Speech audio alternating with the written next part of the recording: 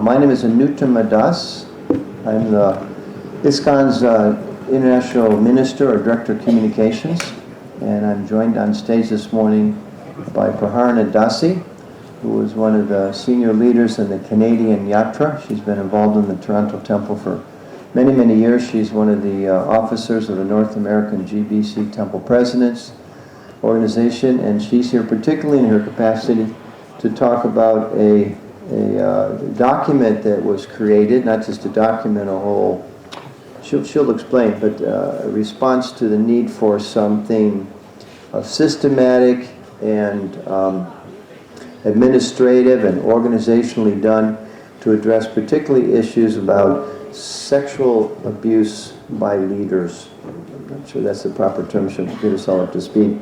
She's going to speak first and then leave a little time, and I'll speak at the end.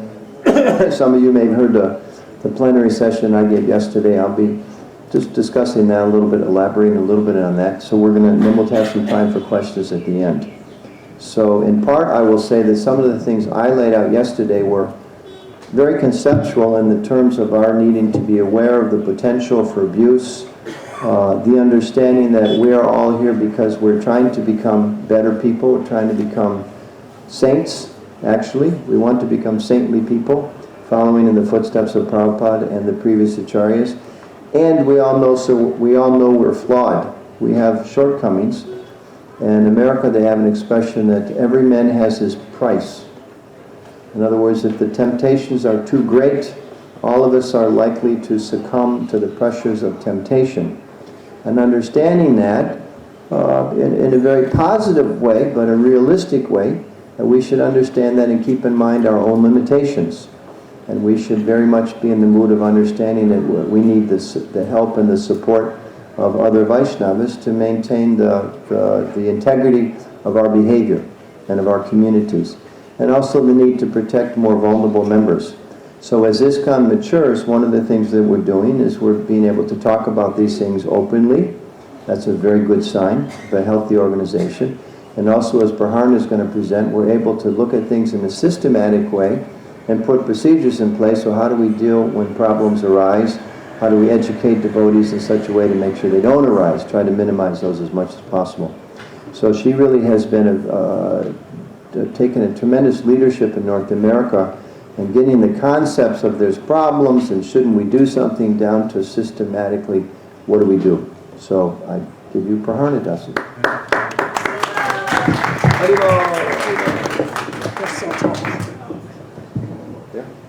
Yeah, that's okay. Hare Krishna.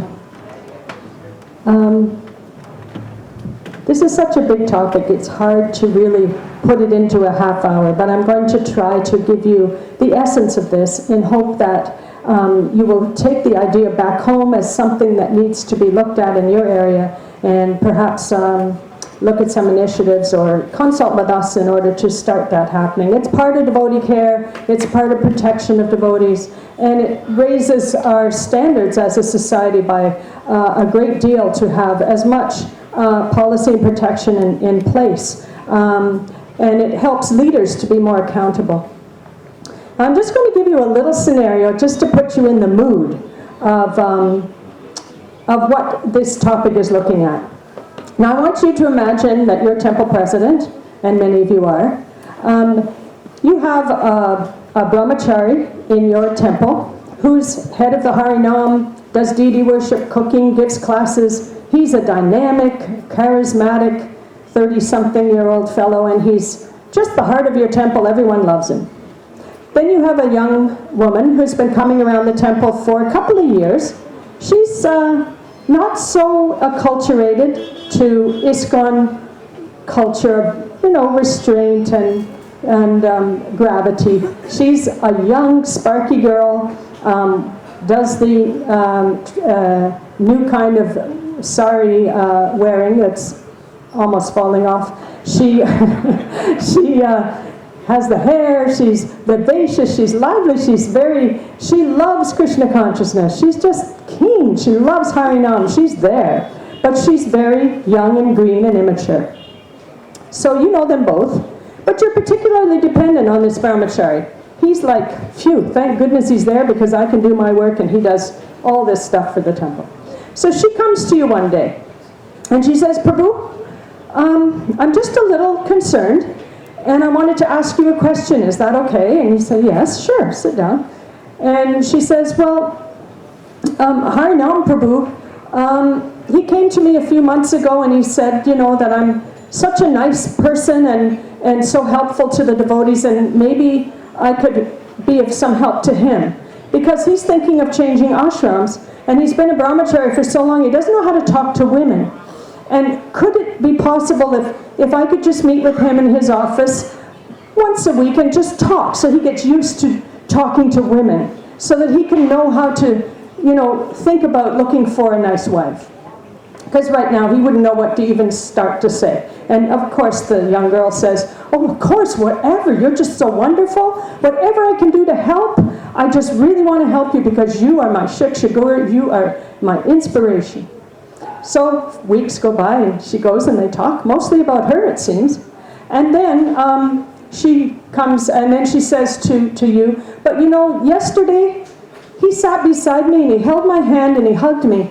And he said that maybe I could help him with other things so that he would know how to more properly deal with women in a respectful way, but in a way that they would feel confident and happy. So he wondered if we could touch a bit or maybe kiss. And I went along with it because I thought, whatever I can do to help. He is such a great devotee. And probably it's true. He probably does have this problem. I don't. I got lots of boyfriends, you know. So she started to feel uncomfortable, and then he seemed to be angry at her after she left the office, that she was somewhat reluctant. And he told her, you have to keep this a secret. This is you helping me, just a secret, and that's your service to me, and I'm very grateful. Okay, this girl's sitting in your office. What's your first thought?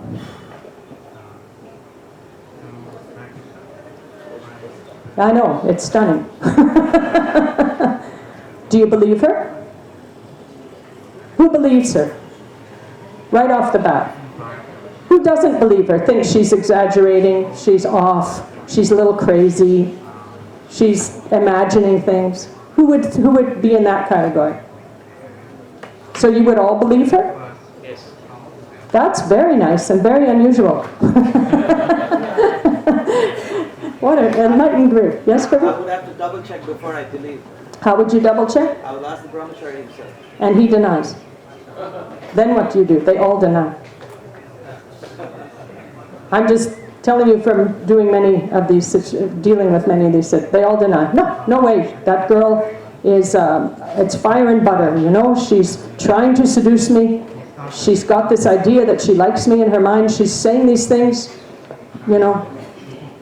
Okay, I was thinking this morning during class, Maharaj was talking about the difficulty leaders have in dealing with these kind of dilemmas. You've got one devotee saying one thing, one saying another. You have to make difficult decisions.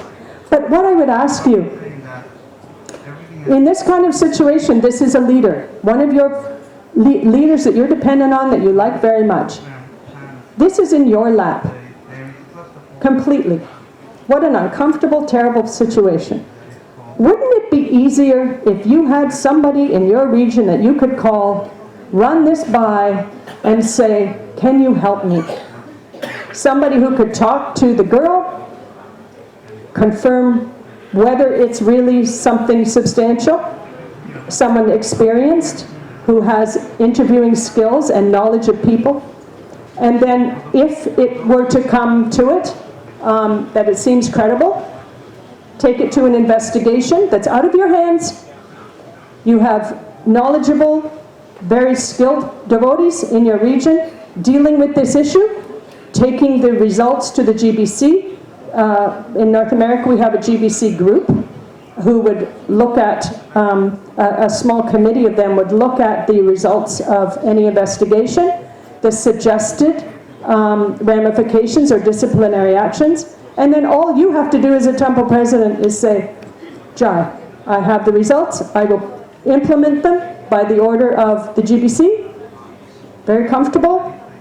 You don't have to deal with trying to vet all the interests of all the groups, because you can be sure your community is all of a sudden going to be jumping in on this.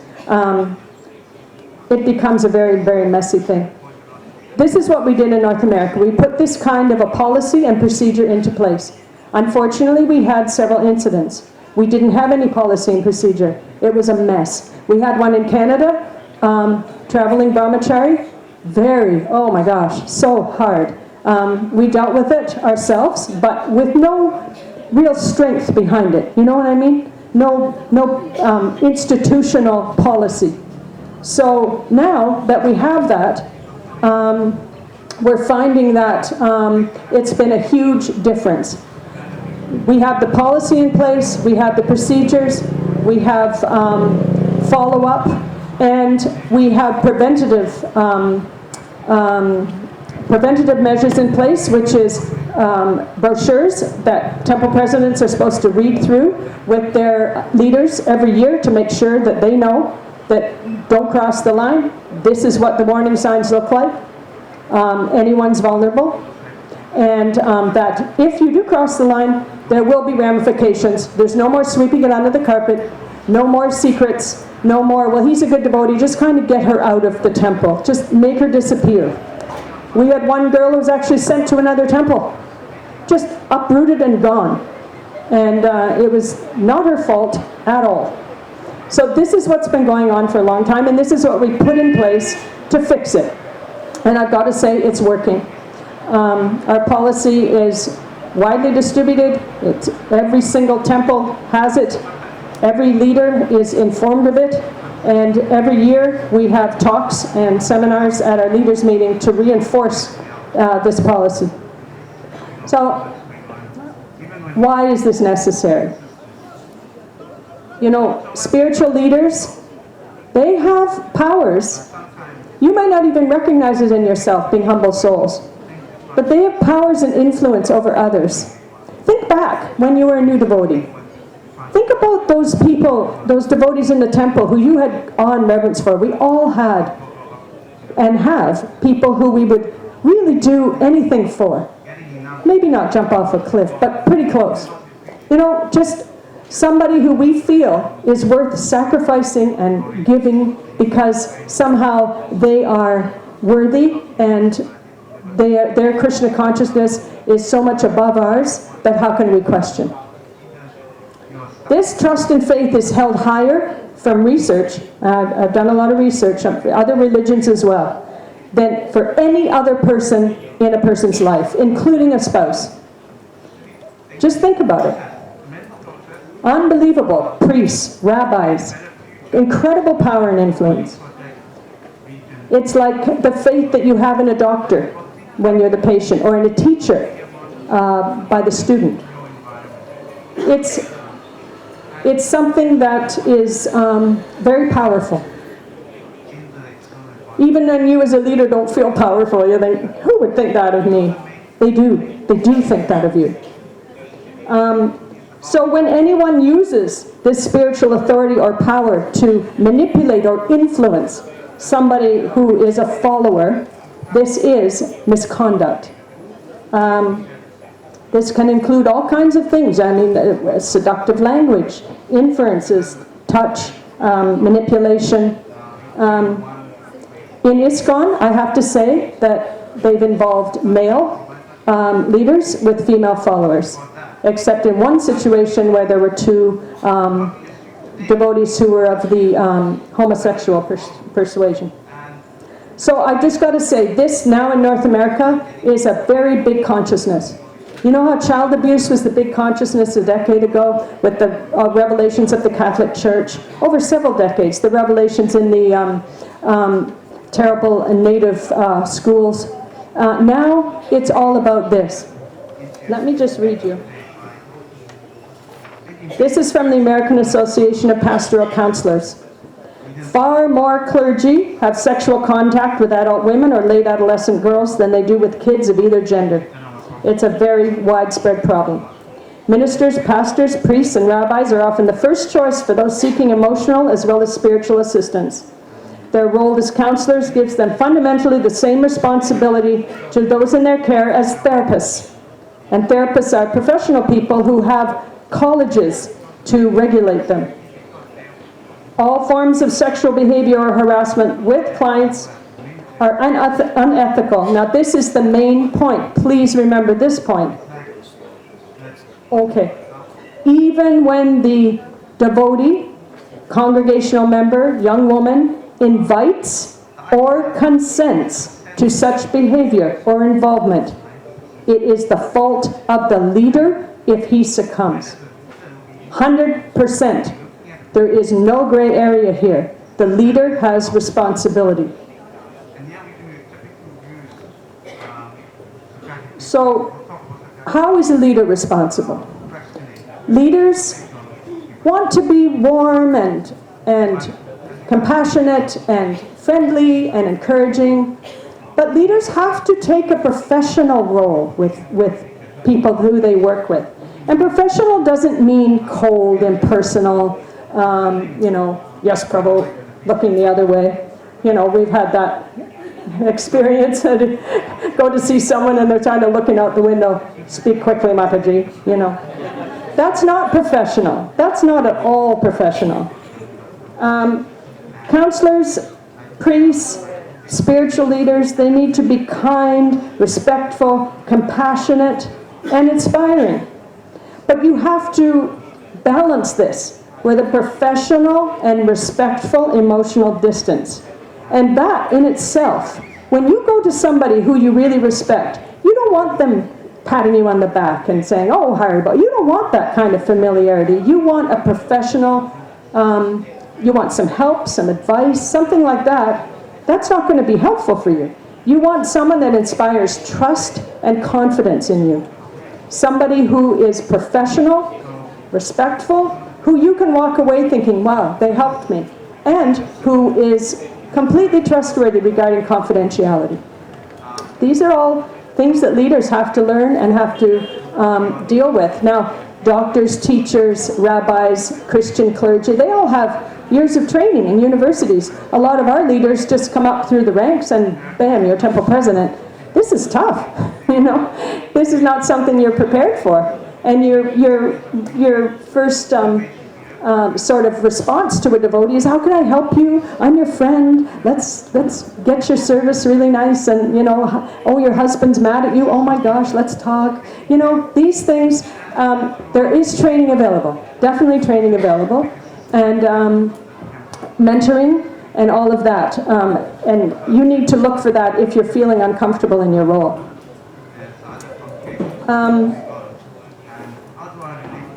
Why do these young women fall into this situation? You say, how can they be so dumb? It's just a fact, a scientific fact. And it's not just women, it's men too. Because of this unusual level of trust, the leaders are able quite easily to deprive them of their usual resources for discernment, good judgment, and action. I've heard that time and time again when I've talked to people who have been in this situation. They're terribly embarrassed. They don't know how they could have behaved that way. They got carried away at the moment in a devotional mood even. And they feel that they've done something terrible, that it's entirely their fault. She blames herself rather than seeing his role as a spiritual leader to manipulate her to allow intimacy she would never allow outside of her marriage. She becomes caught up in the secrecy and she becomes very afraid of other people's reactions. Imagine, your beloved temple president, you're telling people he wanted to fall down with me. What do you think the devotees are going to say? You get out of here. We don't never want to see you again. She becomes caught up in the shame, very confused about realities, and it shatters her faith. It shatters her faith completely. And many devotees I've spoken to, almost all of them that have been involved in some of the most serious cases, have left and never come back. Some of them have even written really nasty books and articles about ISKCON. She knows she'll be blamed. She knows the community will set her up for failure, and that she will be unable to have any power in the situation, even when she recognizes it for what it is. So this whole situation, it harms Prabhupada's ISKCON terribly. You know, these things can even get into the papers if she wants to do that. It harms Prabhupada's good name. We're all his disciples. It destroys the faith of countless devotees. I've seen communities split so badly that years down the road, they're still blaming one or the other. I've seen leaders destroyed. Leaders who are unable, even after a slip that may have been unintentional, or may have been intentional, but they never quite can get back on track, even if they maintain their position, which they shouldn't. They often don't have the same focus. They're just sort of thrown off. I've seen that. It can create a leadership crisis in your temple. Like, say somebody who's like this brahmachari I spoke about, all of a sudden you're faced, as the temple president was saying to him, you know what, until we work this out, you cannot give class, you cannot lead Harinam, you cannot cook, you cannot go on the altar, just go and breed. Don't show your face, because this is really serious and we have to get to the bottom of it. Who's going to do all those services? What's your community going to say to you? How can you believe this? Look at that girl. Happens all the time. Especially, I've seen, unfortunately, if there's interracial situations. Because we don't always understand each other clearly, the way we think. Often for either the leader or the victim, it can end up in family breakup and divorce. That's very sad. Very sad. In North America, there have been financial payouts to keep things out of courts. And the courts, that's one thing you need to know. Not only in North America, in other countries where there's an augmented consciousness of this, and it's coming mainly from Catholic Church. There's been a lot of fall down with the priests, with adult women, rabbis, apparently Jehovah's Witnesses. So it's become quite a phenomenon that now victims are willing to speak about. There's websites, there's blogs, it's become the new thing to guard against, to think about. There's a lot of strong activity in this area. And in many states and a few provinces of Canada, this is now a criminal offense. Now, how they can define in ISKCON whether one is actually a priest or pastor, it's a little difficult to do, but I asked a few lawyers.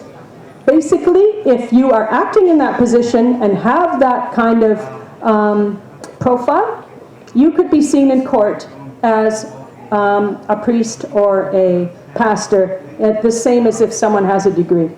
And you can go to jail. There are people in jail in the United States for sexual assault who were charged under this law of pastoral abuse. A lot of financial payouts. We just don't need this. We don't need it. The financial payout, Manitra Guru said, define that, yes. So temples have paid out the family of the victims in order that they don't take it to the law, because that could mean a great deal more financial payout. And not that we would advocate that. If it's against the law, you should go to the police. So anyway, this is just something that we in ISKCON have to be really vigilant about. Once you have a process, a policy, a procedure in place, everyone feels much more secure, much more confident. We put together this policy. It's quite a big policy. Tamahar and I wrote it up. We both have professional training. And then it was made legal by Gupta Prabhu, our lawyer. It's a very long policy, and it's a little hard to read. But at any rate, every zone, in our opinion, should have a similar policy. They should have a case manager, like myself, who's willing to look at these cases. They should have people trained to do investigations, and their leaders in their area should be ready to back up these decisions and to implement any kind of decisions or disciplinary actions that need to be done. These leaders need to be taken out of leadership. They need to be given information, they need to be assisted. And the victims need to feel like they were cared for and that there's a future for them in ISKCON. Any questions? I know it's a lot. Oh yeah, this is not online, but if you want a copy, I can email it to you. I'll start this around, and just, if you were in the last session, I already got 2 full pages, so no need to put it twice. Just fill this in, and I will send you a copy when I get back to Canada. Okay. Yes, Prabhu?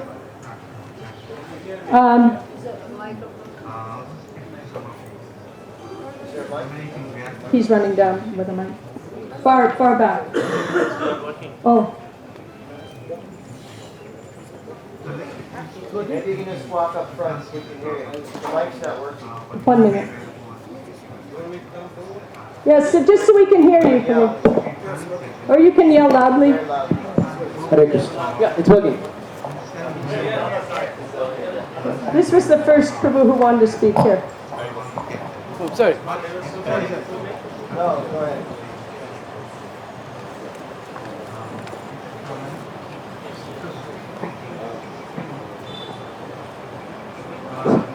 Hare Krishna. Thank you. Just want to say a big thank you for the presentation, first of all, yesterday, to Anuttama Prabhu. Very nice. But I'll address the I question. hardly hear you.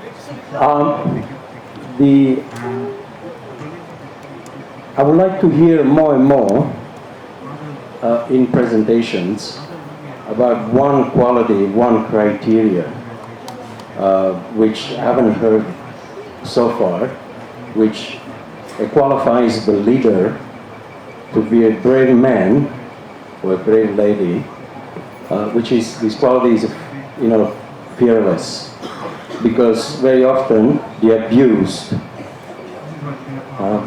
they're not uncovered because attachment, because of fear, I lose my friendship with the abuser, or the fear that I lose my position, or the fear, there are so many attachments from the leader. Just like we heard this morning in the class, which is very much in connotation, the great Mahajan, Bhishmadev, he was afraid, to protect Draupadi. That's right. Now, what hope ISKCON has got, we are not Mahajans. The leaders, they're not, on the level of the Kauravas. I think I understand your question. Yes, exactly. That is what paralyzes people in this situation, is fear. Fear of being blamed. A lot of secrets. It devastates everyone. But if you have a policy and procedure in place, somebody that they know they can talk to who's objective, outside of the situation, does not live in your community, that gives people a lot of confidence, and a lot of people will call and just run things by me. So you have to give people an opportunity to speak in confidence outside of the situation. That dispels a lot of the fear.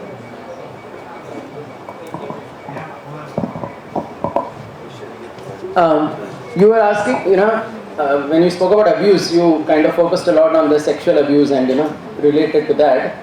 I wish to ask, sometimes, a marriage counselor, a devotee who is acting in the position of a counselor, something like that, he may give a very strong advice to one of the parties. Like, for example, he may suggest divorce if, even something is wrong, or he may kind of suggest something very strongly in their life, like, not to have children, so that you can do more devotional service. Things like this. So and in such case also, especially I've seen the women who take advice from such people, they tend to, have more faith in that devotee than her own husband, who's also a devotee. Well, is this also an abuse? You see the theory there then, right? They have stronger faith than anyone. So is this also an abuse, I'm asking? Like, Well- would it come into the category? That's a very complicated question. And I think that in that sort of situation, you should get a second opinion.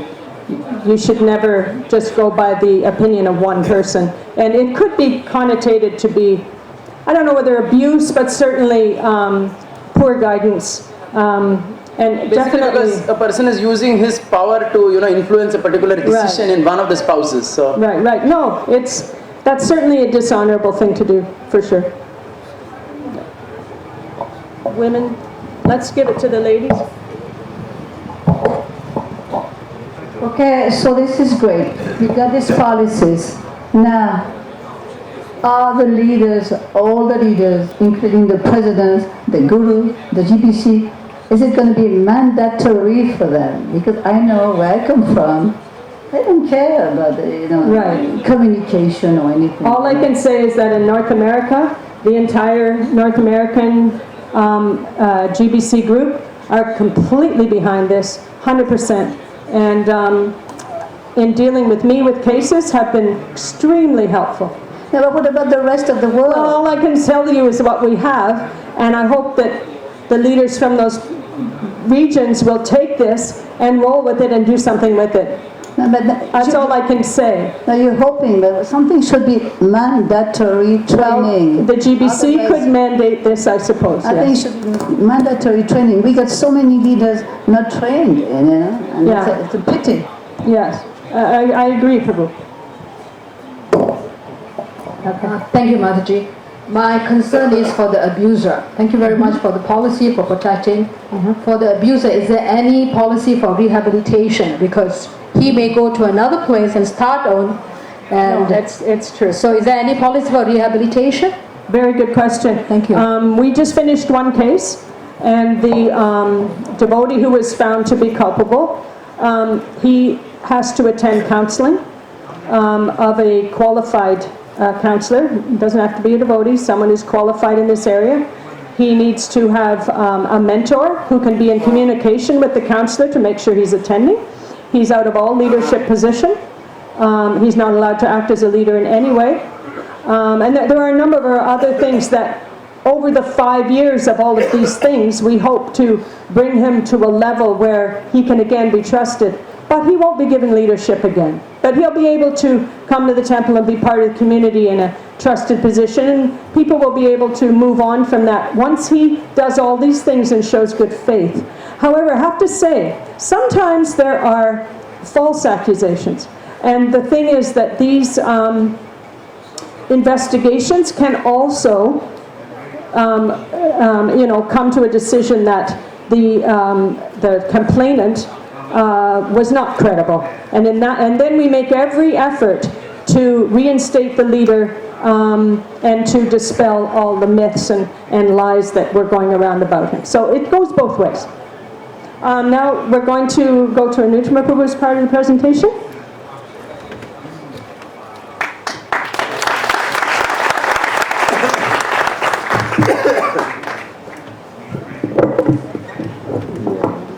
First, I just want to show my appreciation to Prahara, who's been a very, very important part, not just spokesperson at these workshops, but a very important part of making this policy get into place in North America. And as she said, our hope would be that, because there's leaders here from all around the world, that you'll get a copy of this. This is obviously written according to the American law, and every country has their own laws, their own policies, but generally we've seen in the world that these types of social issues are hidden because who wants to deal with it? Families don't want to deal with it, the church doesn't want to deal with it, the woman doesn't want to deal with it, the man doesn't want to deal with it, the teacher doesn't want to deal with it, until enough people say, hey, this is really hurting me or hurting us, and then it kind of starts to percolate up.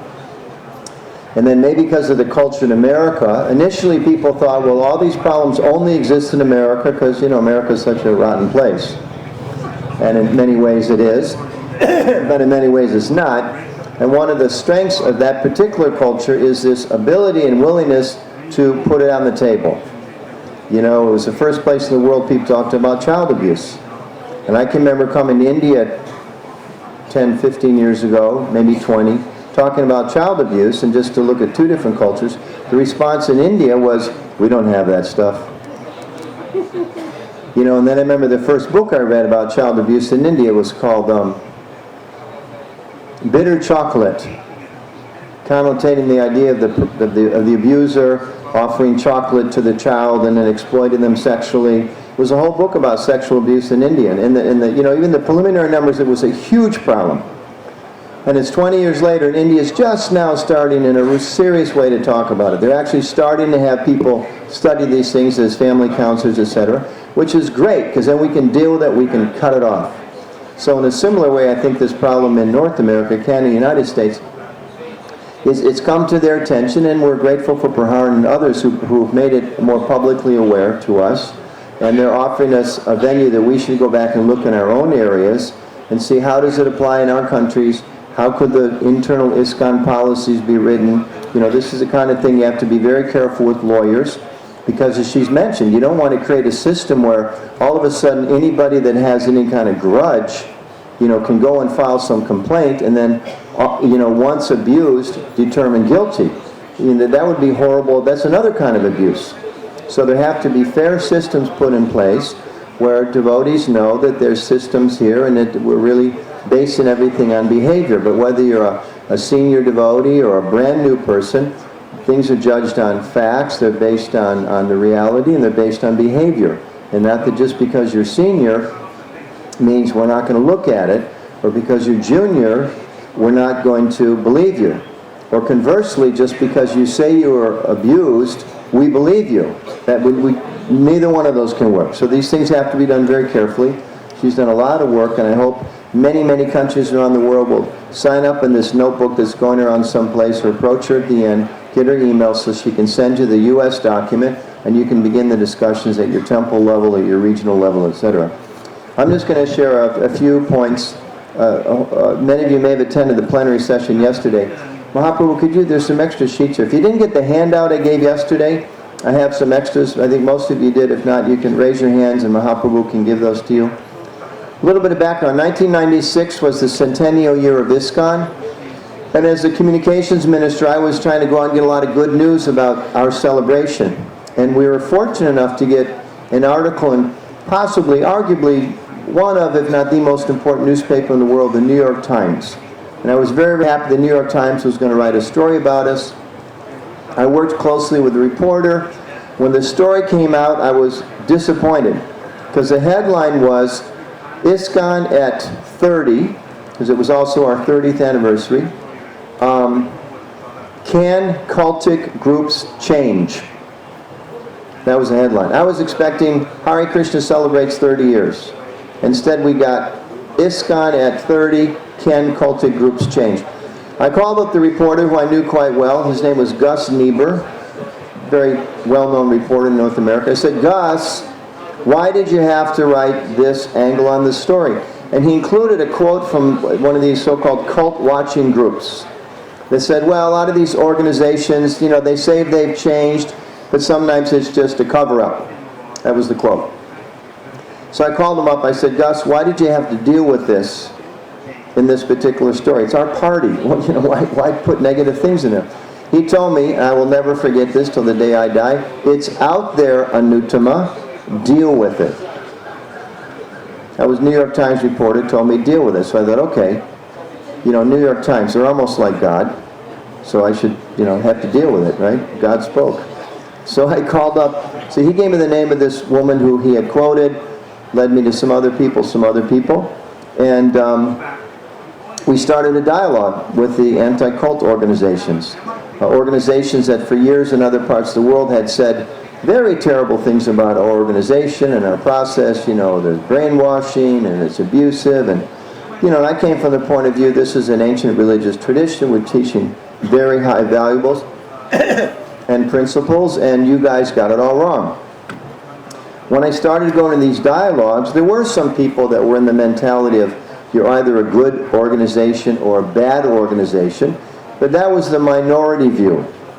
And over time, I can honestly say that these organizations, in part from the influence of Krishna devotees like Mahaprabhu, Radhadasi, Rabindrasur Prabhu, Parabhakti Prabhu, about 20 of us that have on and off gone and interacted with these people, who were largely some of our biggest critics, and more than critics, adversaries, even acting as enemies. Some of these people were like, we want to shut you folks down.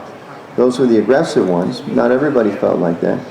But going to these conferences, I met former Hare Krishna devotees who told me, not Hare stories, horrible stories about their experiences. I was shocked.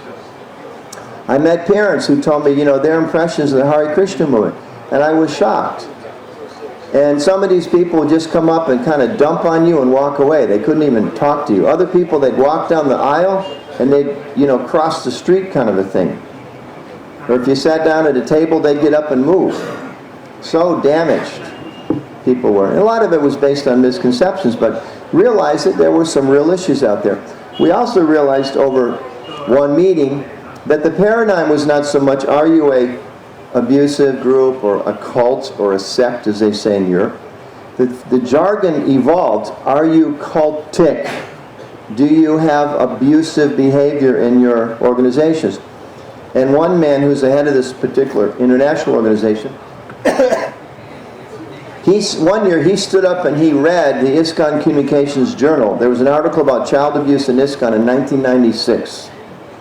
And he stood up and he read the first couple paragraphs to about 300 people from around the world who study sects, S-E-C-T-S, or cults. He read that article, which said, there's been abuse in ISKCON, and it's a huge problem, and this is what they're trying to do with it. And he asked him, he said, is this from the New York Times or the London Guardian? Or was this from the International Cultic Studies Abuse Organization? He said, no, and he turned over. He said, this is from the ISKCON Communications Journal. He said, we need to ask ourselves, is this a cultic group that prints this in their own publication? Side story, we not only printed it, we sent it out to reporters. It was published, it was like sent out on Wednesday. A reporter from a small organization called me on Thursday. It was on the front page of the New York Times again, about 2 days later. That's how quick it was a big deal that we had the problem, that we talked about it. So he challenged his people. Is that a cultic organization? And at the same seminar, he said, after 30 years of studying this problem of abuse and abusive groups and cults, he said, there's only one thing we know for sure. Some people in some groups abuse sometimes. That's the only thing we know. We can't say the Krishnas or the Catholics or this political group or that. So the only thing we know is in some groups, some people sometimes abuse people. And on that we agree 100%. We agree 100%. There's one, some of you may know, some of the old-timers here may recognize the name Margaret Singer. She was a big adversary of ours years ago, went to court, testified against ISKCON in America and other places. The first time I went to one of these sessions, I went up, I introduced herself. I wore dhoti and tilak, we all do when we go there. And I introduced myself to this lady and said, I'm with the Krishnas, we've had some problems, we're here to find out how we can do better. And she told me, she said, actually, the Hare Krishna movement is very good, but you've had some very bad people. And I was thinking in my mind, the Hare Krishna movement is very good. We've had some people that have done some very bad things. I personally believe that 99% of our people that come are very good people, but sometimes, as I mentioned yesterday, we get, as Prahara was talking about, we get affected by our situation, we get weakened, we're vulnerable. So a whole dialogue began. We've been going to these meetings now for 20 years or so, and we speak on their panels regularly about what's happening in the Hare Krishna organization. I sat on a panel a few years ago with a priest from an organization called the Legionnaires of Christ. Anybody, you heard of those guys? Legionnaires of Christ. Very popular with the Vatican for about 40 years. They've started in Mexico. They had about 6,000 priests. It's not easy to be a priest in the Catholic Church. They had about 400,000 lay members, congregational members. And the Vatican was big supporters.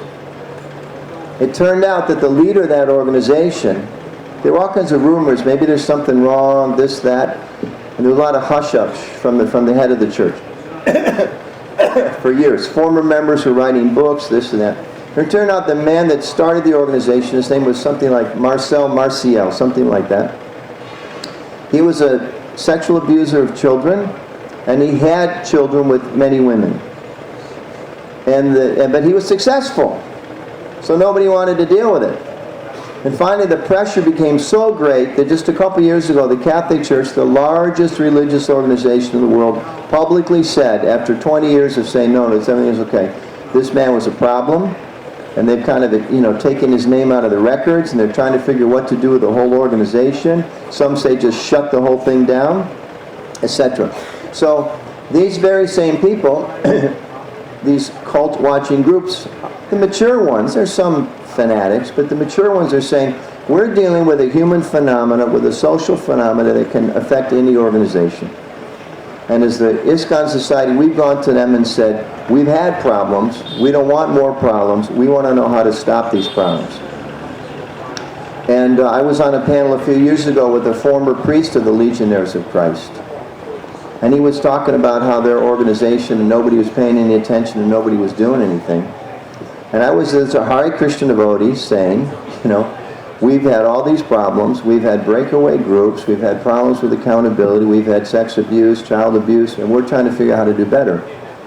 And this priest stood up, former priest, he left the priesthood. He was so fed up with it. And one of the things he told us, he said, one of the principles of that organization, like they take vows, he said, one of the vows you had to make as a Legionnaire of Christ is, I will not ever criticize my superiors. That was a vow. That's a formula for disaster. So, I see my temple president, with a young woman behind closed doors, can't say anything. You see me, going off and doing something questionable, can't say anything. All the way up. So it festers. And we found that a few years ago with the child abuse problem, that we understood after, sadly looking in the past, that if we don't create an environment that's open and discusses these potential problems and deals with them in an appropriate way, we're that much more vulnerable. Like we have rules now, which I hope are there in every temple. They have this thing, the rule of 3. No child should ever be alone with an adult. I don't care who they are. I'm a GBC member, yada, yada, yada. Prahara is a 40-year devotee. And you could say she's a woman. Well, obviously women are okay. No, there's a small percentage of women even that sexually abuse kids. One of the examples I gave the other day was a woman. Yesterday, was a woman. It's not just men. Okay, but sometimes there's a tendency, Prabhupada disciples, whatever they do is okay. No. Sannyasis, whatever they do is okay. No. Senior devotees, whatever you do is okay? No. Me, whatever I do is okay? Absolutely not. Absolutely not. We need to protect each other. And it doesn't mean we become, critical or envious or paranoid. You're all saintly people, and we're Jiva Tattva. Jiva Tattva is very, very small. Maya is very, very big. And Prabhupada said we're at war with Maya. Maya's got a lot of weapons, and she uses a lot of varieties. And the best way, Prabhupada said, to protect ourselves is to stay close. Right? Single sticks, Aesop's fable, you can break them. We stay together. And part of that being together is we create a culture. And the culture of openness and transparency and acknowledging that we need each other's help. Everybody has their vulnerabilities. Every single one of us, we all know, you put me too close to this type of material temptation, whatever it is, money, power, or the other sex, this, that. So, we get affected. So we need systems within our communities that protect us. And that's the main thing we're talking about. The system that she's explaining, first and foremost, is a way to protect ourselves and protect our members. And we all need to come at that as leaders of the movement from a mature understanding that we're all vulnerable, and let's create a culture, create a system where, Mahaprabhu, who's my dear friend for many years, can come up and say to me, hey, Anuttama, what are you doing? I noticed that you just collected, $10,000 and you put it in your office desk before turning it into the treasurer expender for, overnight. Is that a good thing? It might be a little temptation for you to take some of that money. Or maybe people will criticize. Even if your intentions are good, maybe people will criticize you. Or, Anuttama, whatever. You're counseling some devotee. You have to talk to a mataji sometimes, a woman devotee. But hey, keep the door open, keep the blinds open, have somebody else there. Okay, you like the kids, but rule of three, should never be alone with a child. Any adult should never, ever, ever, except the parent, be alone with a child. Mahaprabhu comes up and he says, Anuttama, you shouldn't be alone with a child. Does that mean he's accusing me of being a sexual abuser? Is that what it is? Should I be offended by that? Should he be afraid to tell me that? Not in a healthy culture. And the legionaries of Christ, they were afraid to ask that question and to advise each other. And we don't want that kind of culture. And we haven't been as open as we need to in the past, mostly because we just didn't know. We were a young organization, we're very enthusiastic, we didn't see these problems coming, but now there's no excuse. So we're here to share with you some of the kind of bad things that have happened in the past, but to turn the bright on and to turn the lights on, and the happy story that these are things that can be protected against. But the main thing is we need to be aware of them, put systems in place, and as our friends are telling us with these anti-cult groups, to realize that, go back to the headlines, cultic behavior can change. We can, these were minority behaviors within our community, but even one place is too many, and we can create systems and cultures that we don't have those problems, okay? So I'll take maybe one or two questions, and then we'll maybe open up to both. I see my temple president in the back, and we understand we should always follow spiritual authorities first and foremost. So Ananda Vrindavan Prabhu, although there is a resolution on the books that it shouldn't be Prabhu, but I'll say Prabhu. But she is our temple president, she is Hare Prabhu. Krishna. What about Vaishnava Aparad? That seems to be a similar Yes. line as to I vow not to criticize. There's no greater offense than to sexually or otherwise abuse a small Vaishnava. There's no greater offense than to sexually or otherwise abuse a Vaishnava woman or man who's a junior to you. There's no greater Vaishnava offense, in my humble opinion. Okay, First principle. Second principle, yeah, we should be careful. That's she was making the point. It's not that we swing weighted the other way. Someone walks into Ananda Vrindavan and says, Anuttama touched me to this, to that, and arrest me, haul me away, hang me by my toes, and crucify me before you find the person's a chronic liar, and I'm the 6th Hare Krishna leader in a row that he or she's had murdered. I'm dramatizing here, but it has to be done in a balanced way. But we've erred in the past, my opinion, we've erred in the past to protect Vaishnava Aparad. We failed to speak out when we should have. We don't want to swing the whole other way, which is now we commit all kinds of Vaishnava Aparad. But there has to be a balance there. And I know from my experience helping set up the child protection programs, we had a tendency to think that the brahmachari who was really the best japa chanter, no way, he can't abuse kids. Some child comes forward, so-and-so did this, so-and-so. Hey, don't say that. Wash your mouth out with soap and all these crazy things. A good japa chanter, person with the best tilak, person that sings the nicest kirtan, nice Bhagavatam classes, pukka behavior. Some of those people, we know now factually, I'm not exaggerating, no. Some of those very people with those very behaviors were the worst abusers. And we know even psychologically, sometimes people pretend to be in that category, enter into schools or youth groups or religious organizations because they know if they build up a sense of trust around themselves by their outside behavior, they'll have access to children, or if somebody criticizes them or raises concerns, no one will believe them. So it's Kali Yuga. It's got to be based on, sometimes I like to express, it's not that because we're devotees, whatever we do is right. It's because what we do is right, therefore we're devotees. So we can't get that backwards. So we have to be humble and proper, but we've had, this is leadership group. We've had sannyasis with serious problems, temple presidents, gurus, siksha gurus, from the top to the bottom. It's a human frailty, and let's not be naive about it. But we can deal with it in a respectful way. But Doesn't matter what someone's social position is, spiritual position, if they're abusing their position, full stop. That has to be addressed. Way in the back? I do believe that policies are... Maybe you can say if you have questions for Prahara or Meena, we'll take turns. I do believe that policies are essential, but also a little punitive in terms of being more like a police effort. And in line with what that Mataji was saying earlier, can we have... Her name is Prahara. Can we have that proactive training ongoing? Yes, we need to. We need to.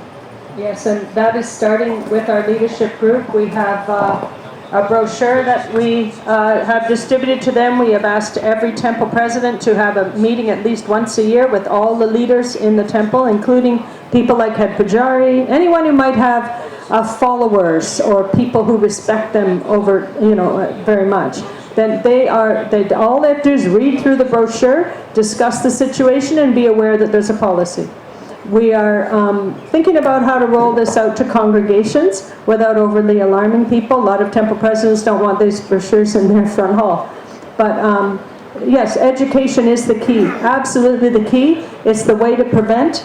If devotees know that this is a problem, often the alarm bell will go off in their head and they'll say, no, I shouldn't do that. Another thing, just real quickly, we have to be careful with the kind of proliferation of congregational groups. It's not just that we have to train the GBC and the sannyasis and the temple presidents, but those people are like our small six-year gurus, and there's a similar kind of power. So it's something that really should become in place in communities, and they also need to be trained to help them. It's very much in the mood of helping ourselves because we're all vulnerable for the Maya's influences. Maybe here?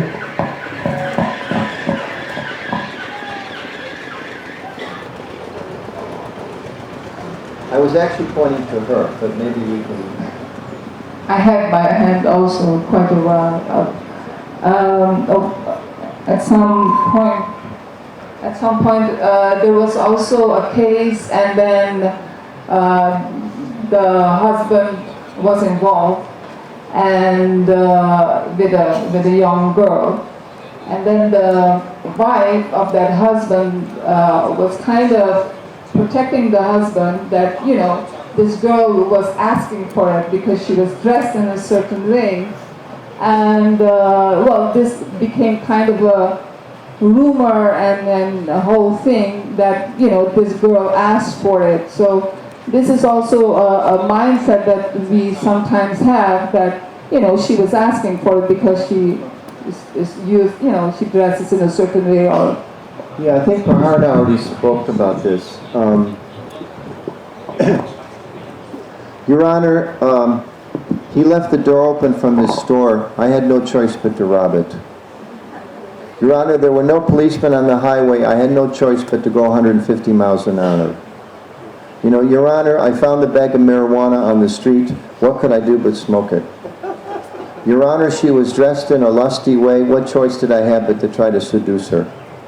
This is an abusive mentality. It's an abusive mentality. And I think that's the point she's talking about. We have to understand the power differential.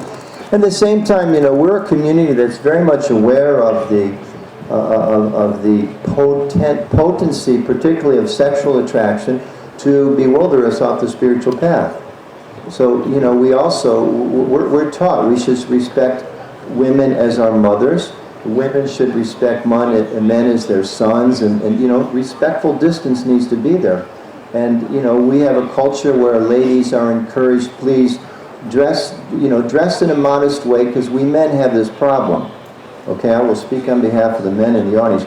We have a problem with women and the former women. Our spiritual master told us, you are fire, we are butter. Okay, not even ghee, we're not even pure, we just melt with all the contamination right there. So we humbly request you, please carry yourselves and deal with us in such a way to understand that's our weakness. You're our mothers, just like your sons. You need to protect your sons. We need you to help protect us. But if somebody doesn't know that policy or doesn't understand that principle, it's not their fault if I have a problem. It's my fault. So we have to try to help and protect each other, but this is the point that Prahara is making, you know, as far as who's responsible. You know, like if there's a quarrel between a junior devotee and a senior devotee, who's really got to make the difference? The junior person means they don't have as much maturity to resolve. You can't blame the junior person. The senior person has to try to work it out. So in the same way, you know, if a person's in a leadership role, they have to take responsibility. But we also need help. We can't just, you know, we don't want to turn into an organization that, you know, we're, whipping all the men because of our problems. Well, we have problems. Please help us with that problems. And we should try to help protect women, who we've just heard. And I can't understand. I got a men's mentality. I sit there thinking, what the heck is she thinking? But I go to these conferences with cultic groups. There's very, very smart people that over time, you know, they get influenced and they get manipulated and they get weakened and they do stupid things. Stupid, self-destructive things. And you wonder, how did that happen? Well, they talk about when you get somebody who's isolated, you know, the example you gave. Can you help me? Can you talk to me? Well, you know, little bit by little bit by little bit, and once people's guard gets down. So we have to protect each other. We have time for one more question. Maybe the Prabhu in the middle, the man behind you, because he's had his hand up a lot.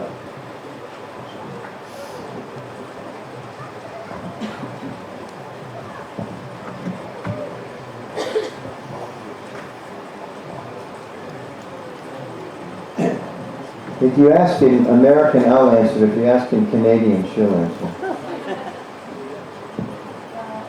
There are Russian devotees and they have questions.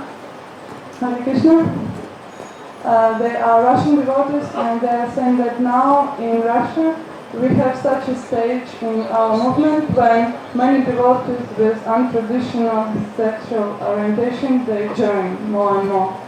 So what to do with those kind of I think, did you say untraditional orientations or homosexual orientations? Homosexual and yeah, boy, that's a whole different topic. I think that's not an abuse issue. It's not an abuse issue. Let us say that. I mean, we're specifically talking about abuse. It's not an abuse issue. Statistically, homosexuals don't sexually abuse children at a higher rate than heterosexuals. I think it's even lower. You know, homosexuals don't necessarily abuse more than heterosexuals do. It's a different kind of a topic. There's actually been some papers drafted at the GBC level. Should we make some policy statement on it? But it's very different than any kind of abuse issue. But if I can just say, I'll step out of my role just because you brought it up. I would personally suggest, and there's a paper floating out that takes this perspective, our policy is number one, everyone's welcome in our temples. We don't discriminate against anybody. You can come and you can take prasadam, you can attend a lecture, you can join a kirtan. You know, we don't care what your ethnic group is, your racial group, your religion, your sexual orientation, we don't care. Now, in our process, we understand that we have to become purified. We undertake certain vows to purify us of materialistic tendencies. So we have prohibitions against illicit sex for those that are seriously committed, which our acharyas have said illicit sex means sex outside of marriage and marriage for procreation. So if someone is coming of a homosexual or lesbian orientation or whatever, they're welcome to come, but if you want to become more serious, you're going to have to learn to control your sexual practices the same way heterosexuals do. Is that okay? Much, and please,